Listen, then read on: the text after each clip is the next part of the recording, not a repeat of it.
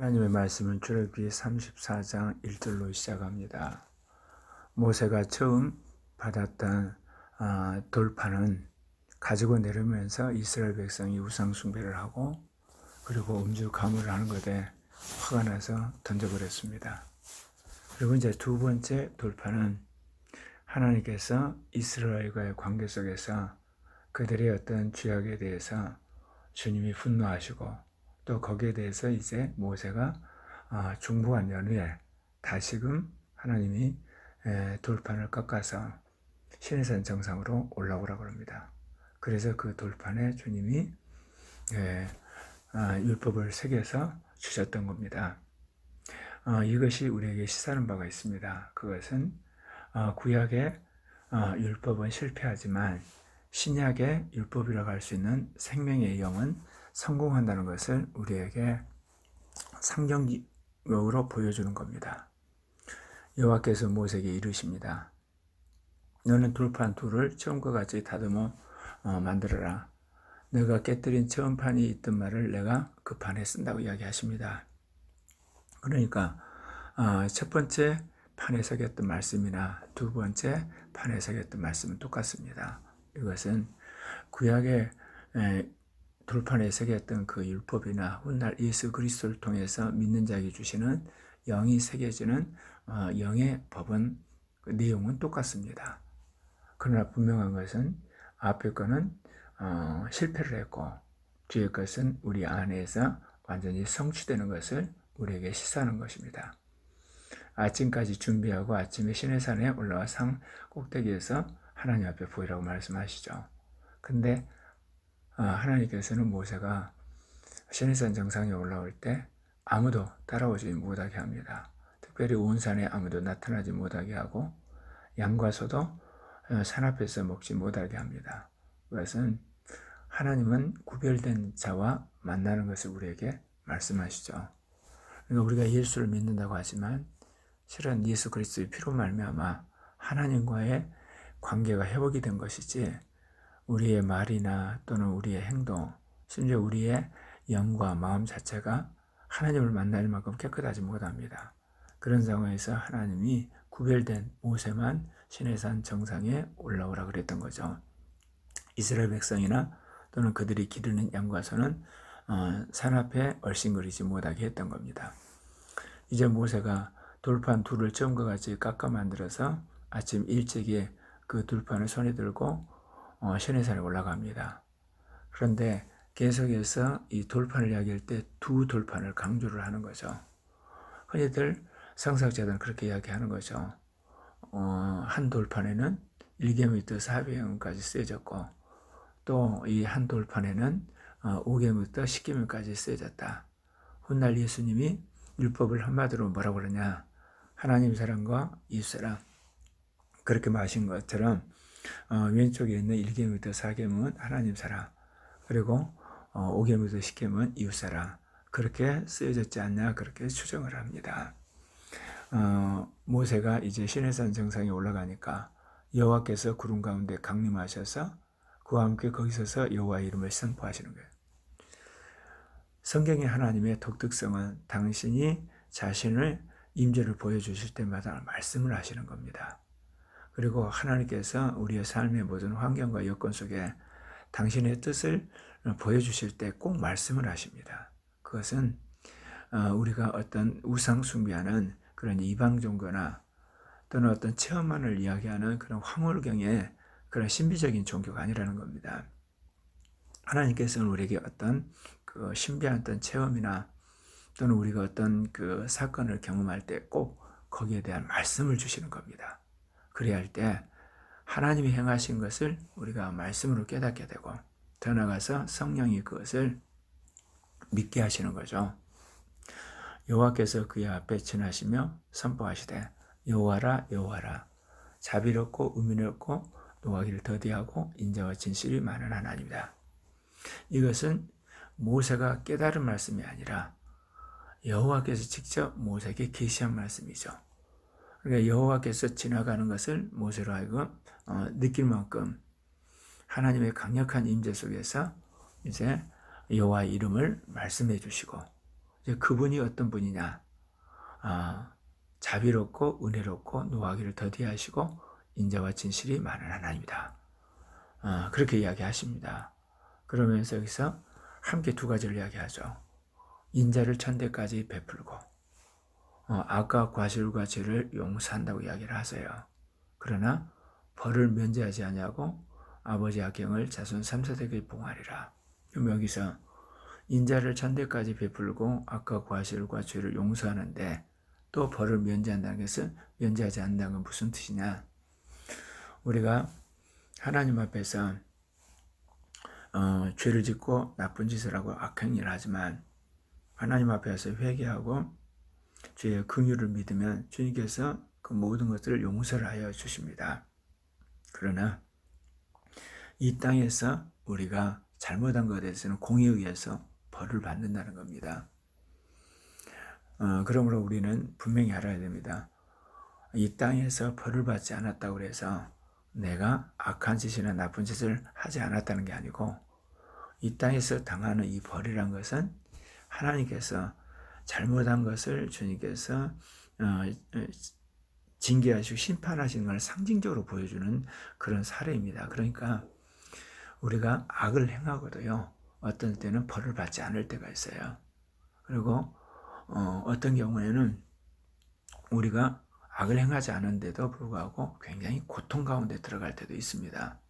그러니까 우리가 삶 속에서 느끼는 어떤 고통이라든지 어떤 재난이나 어려움들, 그런 환난 가지고 그 사람이 죄를 졌구나 그렇게 속단해서는 안 됩니다. 그러나 분명한 것은 하나님께서 우리에게 인자를 베풀어 주셔서 어떤 악이나 과신할 죄를 다 용서하십니다. 그렇지만 그가 잘못한 것에 대한 이 땅에서 어떤 벌을 주심으로 하나님의 공의가 드러나게 되고 더 나아가서 우리가 결단코 이런 죄나 과실이나 죄를 져서는 안 된다고 하는 것을 우리로 하여금 깨닫고 결단하게 하는 거죠. 이렇듯 여호와가 자신의 앞을 지나가시면서 자비롭고 은혜롭고 노하기를 더디하고 인자 진실이 많은 하나님이라고 직접 말씀해 주시고, 그리고 주님이 인자를 천대까지 베풀고 악과 과실과 죄를 용서하고 그러나 벌을 면하겠다, 이 말씀이 들려오는 거예요. 그러니까 모세가 급히 땅에 엎드려서 하나님을 경배했다는 겁니다. 우리가 대부분 하나님의 음성을 듣는다, 그것은 모세처럼 대면하여서 우리의 귀에 쩡쩡 울리도록 하나님께서 주시는 그런 말씀이 아니라 대부분은 우리 마음속에서 하나님의 말씀이 생각이 나는 거죠. 또는 영을 통해서 영의 생각을 주시는 거고, 이제 그런 것이만 모세는 지금 하나님의 말씀이 이런 자연적인 그런 말처럼 자기에게 명확하게 들린 겁니다. 그렇기 때문에 하나님의 임재를 그가 느끼고 그 경외함 속에서 땅에 엎드려 경배를 했던 거죠. 그러면서 하나님께 이런 말을 합니다. 주여, 내게 주께 은총을 입었거든 원하건대 주는 우리와 동행하옵소서. 모세가 하나님과 동행하는 것이 인생의 최고의 행복이고 그것이 이스라엘의 모든 안전을 보장하는 것이고 이스라엘이 이 땅에서 정말 모든 적들이나 어려움을 이길 수 있는 그야말로 근본적인 축복이라는 걸 알았던 것이죠. 특별히 이스라엘 백성이 목이 뻣뻣한 백성이기 때문에 하나님께서 이스라엘의 악과 죄를 사해 주시고 그럼에도 불구하고 우리를 주의 기업으로 삼아달라는 그런 기도를 하는 겁니다. 그러니까 모세가 얼만큼 이스라엘 백성을 사랑했고 아울러서 이스라엘 택한 그 하나님이 어떠한 분인가에 대해서 그가 알고 이렇듯 중보를 하는 겁니다. 하나님께서 목회자로 부르는 사람들은 교인들과 똑같은 사람이지만 먼저 하나님 부르셔서 은혜를 주시고 또 은혜 안에서 그의 연약함과 죄악과 이런 걸 떨쳐버리고 하나님께서 이제 당신의 말씀을 이제 전하는 종으로 부르셨을 뿐만 아니라 이러한 성도들의 문제나 그런 연약함을 또 하나님 앞에 중보하는 그런 역할로 하나님 우리를 부르신 겁니다. 그러나 구약과 달리 신약은 우리에게도 성령이 와 계시고 교인들에게 성령이 와 계시는 겁니다. 우리가 먼저 하나님의 말씀을 믿고 또 그렇게 살고 또 그런 기름 부음 가운데서 연약한 교인들을 위해서 중보할 뿐만 아니라 하나님 말씀을 이렇게 잘 깨닫지 못하기 때문에 먼저 말씀을 받아서 그것을 전해주는 그런 어떤 중보자의 역할을 하는 거죠. 그러나 구약시대는 이 중보자의 역할을 하는 사람이 중간에서 완전히 하나님 말씀을 대언하게 되면 그 말씀을 듣고 이스라엘 백성이 살게 되고, 죄를 지게 되면 이 중보자에게 와서 그가 자기 죄를 이실직고 하고, 그리고 짐승으로 제사를 지낸 연후에 하나님이 이제 용서를 하는 이제 그런 구조죠.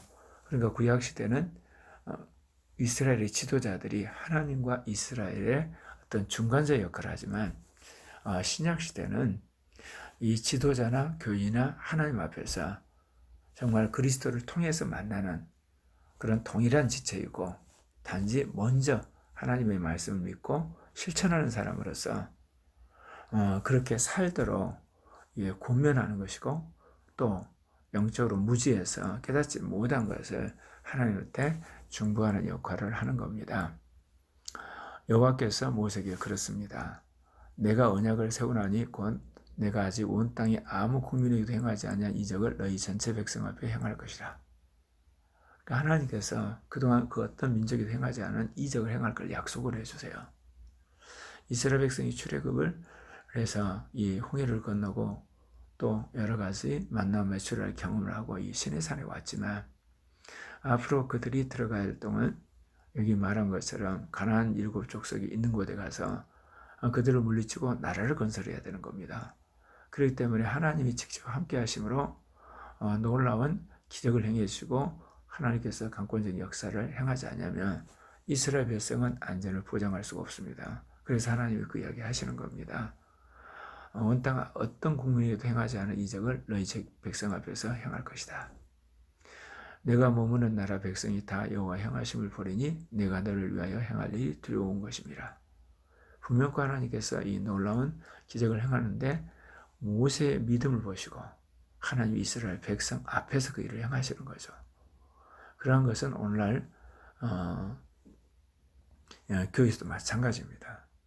하나님께서 지도자를 통해서 살아계신 것을 보여줄 때 백성들이 그걸 보고 하나님을 경외하게 되는 것 아니겠습니까?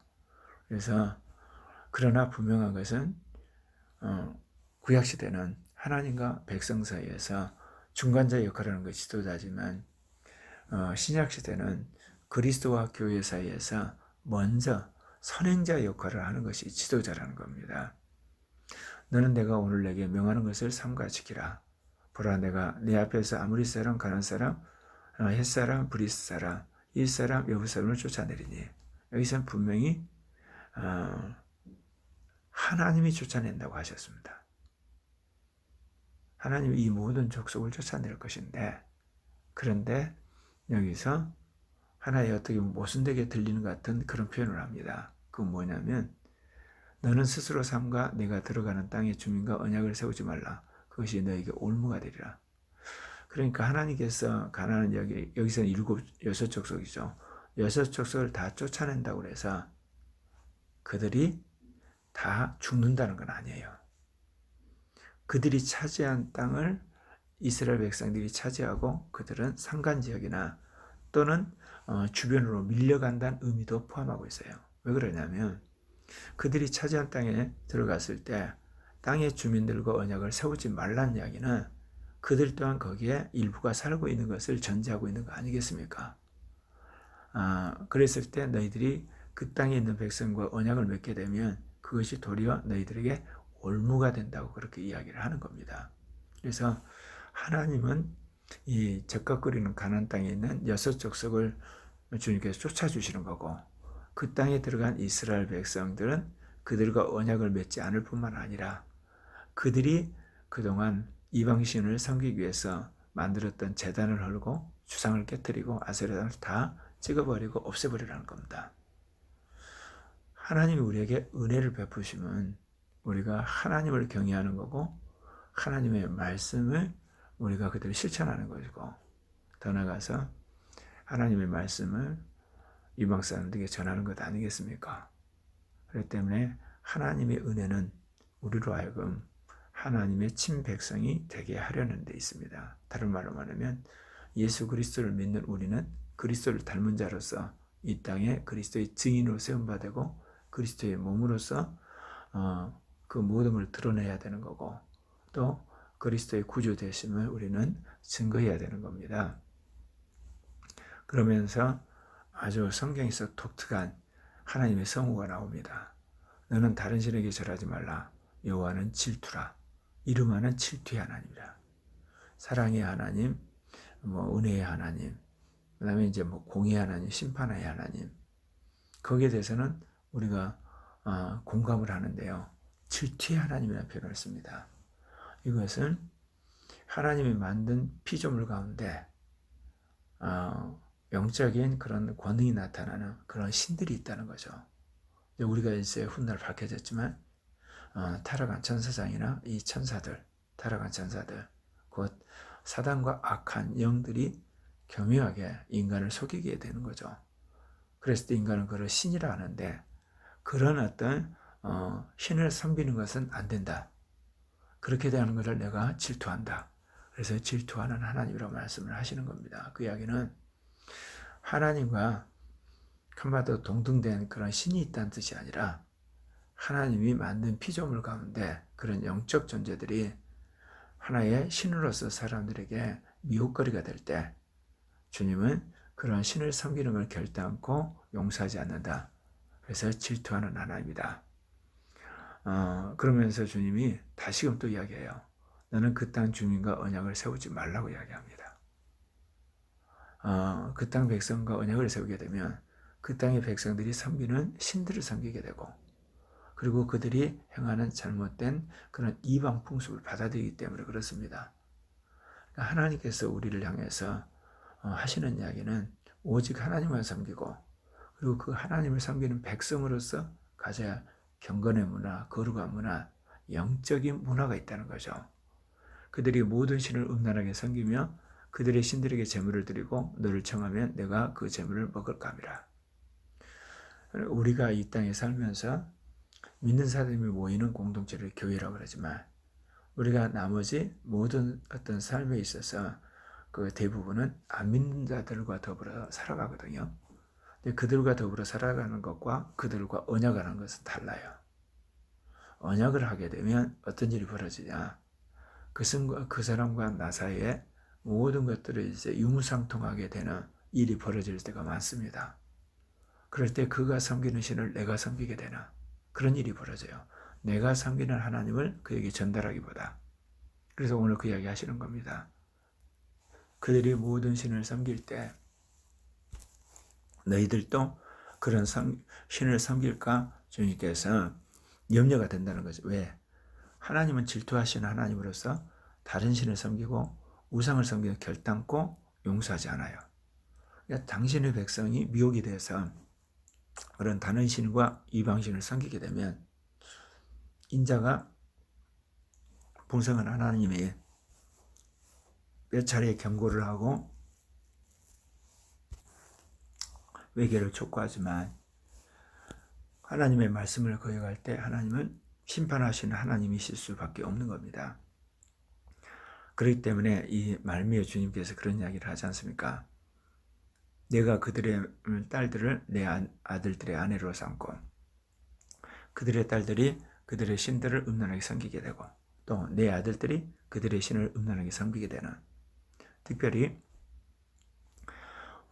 이 이방 족속과 언약을 세우게 되면 결국은 그들이 섬기는 이방 신에 대한 제사의식을 받아들이게 되고, 또 너희의 아들과 딸들이 그들과 혼인함으로 그들의 우상 숭배하는 것들을 결국 배워서 우상 숭배하게 된다는 거죠.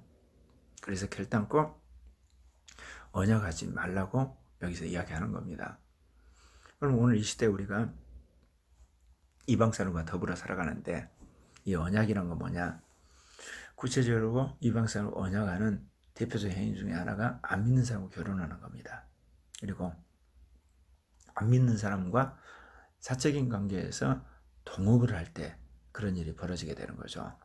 그리고 어떤 안 믿는 사람들과 더불어서 아무래도 자기의 전부를 때려넣어서 어떤 그 사역을 할 때 특별히 계약을 맺어서는 안 된다는 겁니다. 그리고 그 계약 안에 어떻게 보면 우리의 삶의 전부를 드러내는 그런 계약들을 하면 안 됩니다.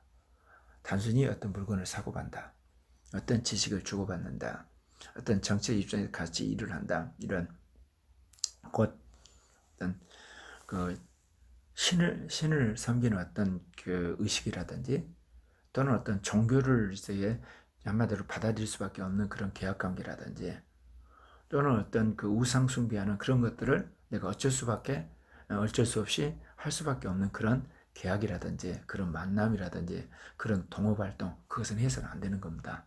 그것은 비록 내가 그와 더불어서 어떤 구체적인 언약을 맺지 않았어도 언약과 같은 효력을 발생하게 되는 겁니다. 그래서 우리가 이 다문화 시대에 다원적인 어떤 문화 속에 살게 되고 다양한 종교를 가진 사람과 살아가는데 우리의 어떤 행위가 언약의 성격을 띠고 있는 그런 행위는 우리가 해서는 안 돼요. 가장 대표적인 게 아까 말씀드린 게 결혼하는 겁니다. 그리고 전 재산을 털어넣어서 이게 동업하는 것들 또는 어떤 목숨을 죽을 만큼 동맹을 맺어서 하는 그런 것들은 참 우리가 신중을 기해야 되는 겁니다. 왜냐하면 그런 관계 속에서 그 사람이 믿는 신을 내가 믿어야 되는 상황, 그 사람이 지내는 어떤 제사의식을 내가 지내야 되고 그 사람이 가지고 어떤 문화를, 어떤 이방 문화를 내가 받아들여야 할 그런 형태의 어떤 만남이나 계약, 그런 동맹, 그런 어떤 결합들은 우리가 자제해야 될 것입니다. 주님께서 우리를 향해서 하시는 이야기는 어찌하든지 삼위일체 하나님과 영광을 돌리게 되고 예수 그리스도를 닮음으로 이 땅에서 그리스도의 몸된 증인의 삶을 살게 하시는 거죠. 곧 이 땅에 오신 예수처럼 우리를 살기를 원하세요. 물론 그렇게 살게 되는 길은 성령 충만해야 되는 건 아니겠습니까? 아무쪼록 주님이 말씀하신 것처럼 우리가 예수를 믿는다 그러면서 여전히 이방신을 섬긴다든지 그리고 또는 어떤 이방 종교에서는 우상을 섬긴다든지 이방 사람들이 가진 더럽고 한마디로 퇴폐적이고 타락한 문화를 닮아서는 아니 될 겁니다. 거꾸로 우리로 말미암아 그들이 예수를 믿게 되고 거룩하게 되고 그는 선한 백성이 되고 그리고 또한 그들 또한 더불어 살아가는 남을 섬기는 사람이 되도록 선한 영향을 끼치는 우리가 되어야 되지 않겠습니까?